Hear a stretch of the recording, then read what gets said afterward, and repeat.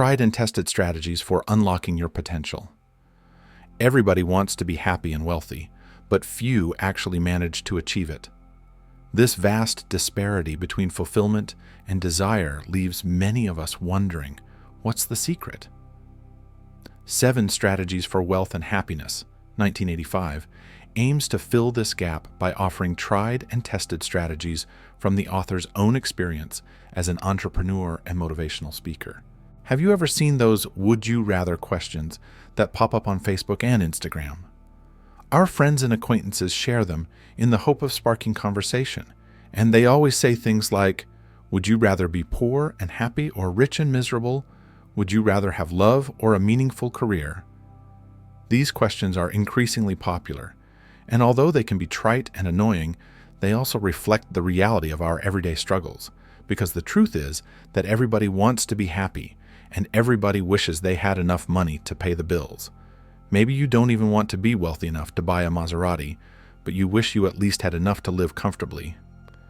These are pretty universal desires, but for most of us they feel as unattainable and unrealistic as those question games on social media. For many people, life really does feel like a weird toss-up between happiness and wealth. For others, both options feel completely out of reach. So how can we change that? How can we find both happiness and wealth in our daily lives? Over the course of this summary, we'll explore the author's answers to these questions. Chapter 1. Maximize your time and productivity by setting goals for yourself. This book is about achieving wealth and happiness, but you won't find any get-rich-quick schemes or guarantees to make your life better overnight. Instead, this book only contains practical pieces of advice that you have to implement if you want to see results. But before we dive into our first tip for achieving wealth and happiness, it's important to consider the obstacles that stand in our way. After all, if everybody wants to be happy and wealthy, why aren't we? What's holding us back? The author observes that there are a few common things that keep people from being happy and successful. One thing is the sensation of being stuck. Whether you feel stuck in your personal development or in your professional life, it's easy to feel as though you're trapped in a rut, and it's impossible to get out. And the longer you stay in that rut, the more unmotivated you'll feel. So, what can you do to break free from that rut? How can you get out and reclaim your potential? The author believes that setting goals for yourself is the first step, but for some people, that might be more easily said than done. For example, do you ever feel like your to-do lists have to-do lists? Or like you're drowning under all the planners, organizers, and productivity accessories you buy? You buy them under the assumption that if you can just have the right tools in your tool belt, you'll be able to take control of your life and maximize your productivity. Unfortunately, however, you've probably already noticed that it doesn't work that way, because all of those tools are exactly that, tools. They're helpful things for you to use in the same way that a tire gauge can help you fix a tire. But, just like a tire gauge, they don't have the power to jump up and magically fix your life for you. Your planner will never check off the items on your to-do list while you sleep. No, sadly, these tools will only work for you if you put in the effort yourself. But that can be really difficult too. In the digital age, our attention spans are shorter than ever, and we have more interruptions than ever. Staying on track with a singular task can feel impossible. The same is true with self-incentivizing. Sure, you could tell yourself, get this done and then you can have a cupcake, but we all know that you could just eat a cupcake right now whether you get that task done or not. So, how can you do it? How can you make a plan, stick to it, and truly accomplish your goals? The author believes that prioritizing your tasks is the first key to unlocking your best, healthiest, and most productive life. Forgetting to plan ahead is easy. With the hectic pace of our modern life, it seems like the next week, or years, workload is upon you in the time it takes to blink. But if you want to stay on top of your schedule instead of letting it roll over you, Posen believes that planning ahead is crucial. So, how can you plan effectively? One great strategy is to organize and categorize the types of things you're planning for. For example, there is a world of difference between planning for next week's board meeting and planning a change of career. That's why the author recommends categorizing your plans in terms of aims, objectives, and targets. You can think of aims as broad, big issues that have to do with your career. For example, if you wanted to expand your business and open a new second branch, this would be an aim, and you would likely be strategizing that aim over a period of several years. Therefore, an aim is very different from an objective, which might take anywhere from a few months to a couple of years to accomplish. A good example of an objective might be starting an internship at your company. Lastly, targets are smaller tasks that have to do with the here and now. Targets typically take under 2 months to accomplish, so they're more immediate goals like completing your paperwork or designing an ad campaign. And because your targets and objectives are more likely to be the stuff of your everyday life, it's important that you remember to stay on top of them and schedule them appropriately. Chapter 2. Kick procrastination to the curb. We've all procrastinated at one time or another because it's just so easy to put something off when you're just not feeling it. It's so easy to say, just one more episode and then I'll start working, or I'll wake up early and do it tomorrow. And if you haven't told yourself that last lie before, here's a top tip. Your brain is absolutely lying to you when it tries to convince you that you'll wake up early and do it tomorrow. Take it from my bitter experience. You absolutely will not do it early tomorrow. Do it now. Procrastination is one of those things that we all know we shouldn't do, but we often do it anyway. Maybe it's because you just really hate the task you have to do. Maybe you're in denial about how long it will take you to accomplish that task, or about how much time you've wasted already. But the truth is, no matter what your reasons are, procrastination is always the enemy of productivity. But what you might not know is that procrastination is also the enemy of personal development.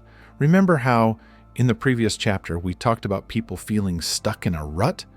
Well, it turns out that procrastination is to blame for this issue as well. Because when we put things off and live intentionally lazy lives, we're not being our best selves. And that in turn means that we're not embracing our full potential. So, when we feel lazy, stuck, and unmotivated, it's no surprise that we're also not very happy.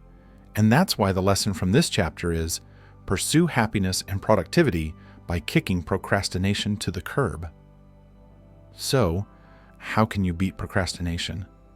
The author recommends that you start by tackling the emotions that drive this habit.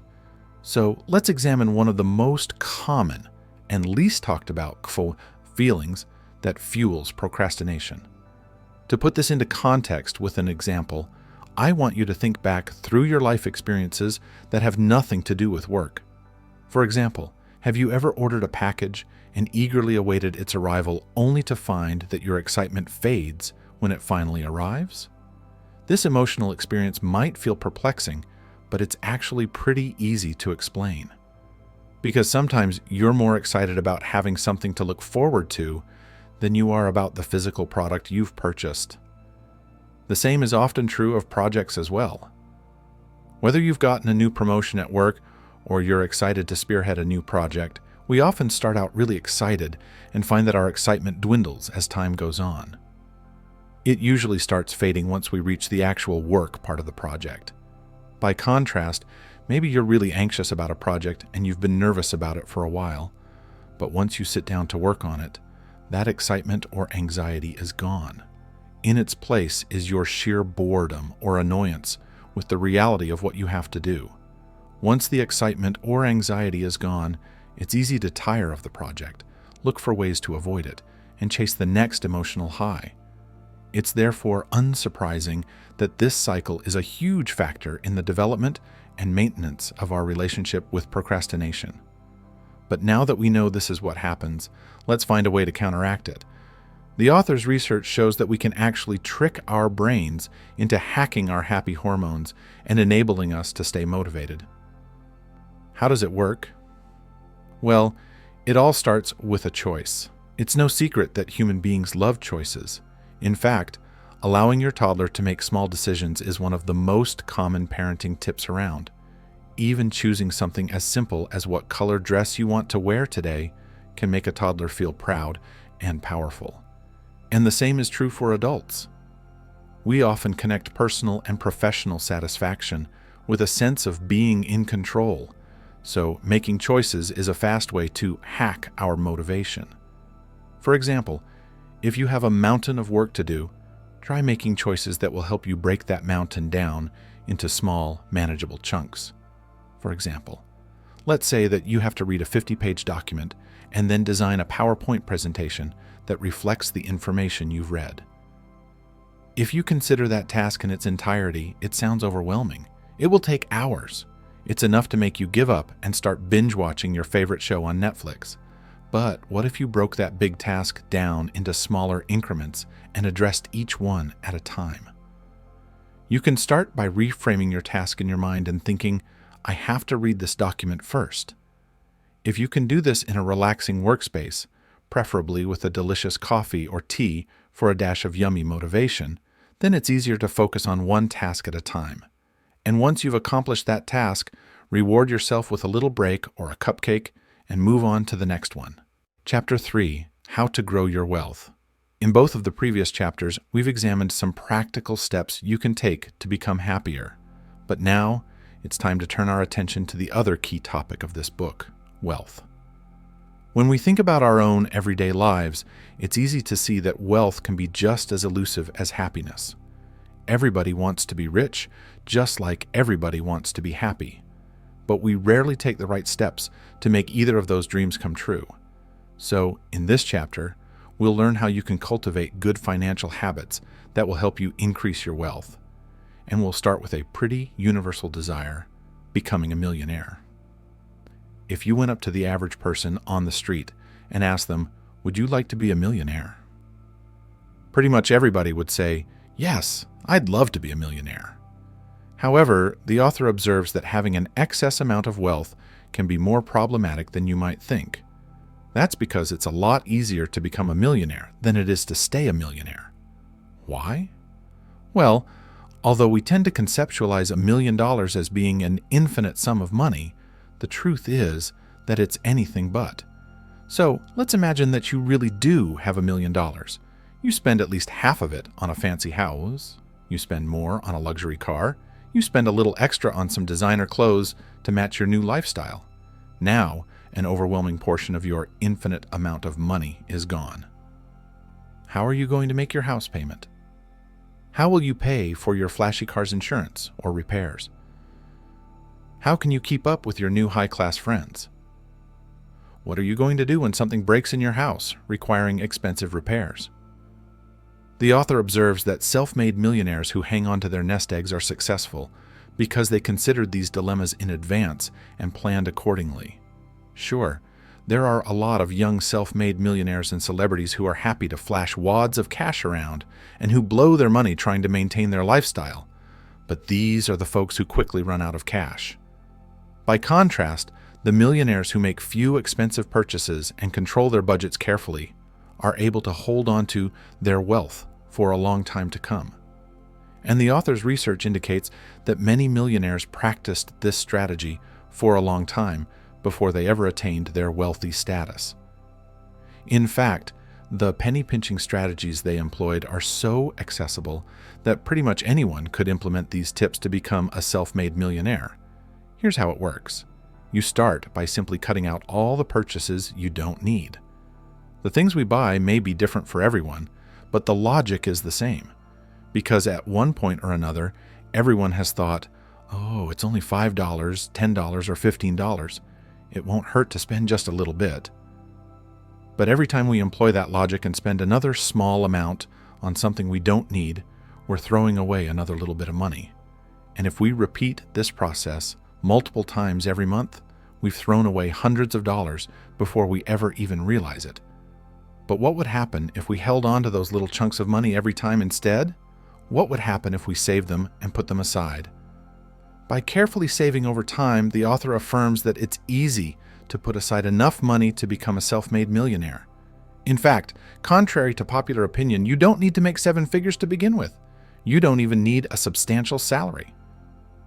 You can cultivate a fortune of your very own simply by setting a goal, sticking to a budget, and saving money every month. Chapter 4. Conclusion.